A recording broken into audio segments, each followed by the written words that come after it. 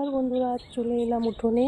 এই যে আমি ঝুড়ি রাখলাম, এখন এই যে পাট শাক তুলবো। পাট শাক কিছুটা তুলে নেওয়ার পর দেখাচ্ছি। এই যে উঠোনে আছে পাট শাক, এক এক করে পাট শাক তুলছি, ঝুড়ি ভরার পরে দেখাবো।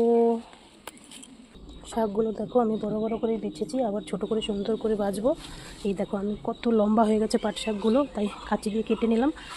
যখন রান্না করব তখন ছোট করে বেছে নেব। আর তুলে নিয়েছি এই যে ডাটা উঠোন থেকে, আর তুলে নিলাম মিষ্টি কুমড়োর ডোবা। ধন্যবাদ বন্ধুরা, ব্লগটি কেমন লাগলো জানিও।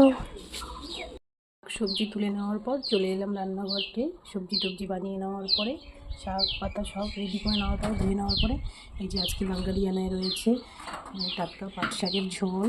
ঝোল ঠিক না, ভাজাও না, একটু রস করেছি।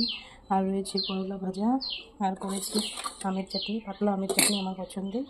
যে শাক সবজিগুলো তুলেছিলাম উঠোন থেকে সেগুলো দিয়ে, ছোটো মাছ দিয়ে আর মাছের মাথা দিয়ে যে তরকারি করে নিয়েছি, সবজি দিয়ে তরকারি, আমার খুব টেস্টি লাগে। ধন্যবাদ সবাইকে।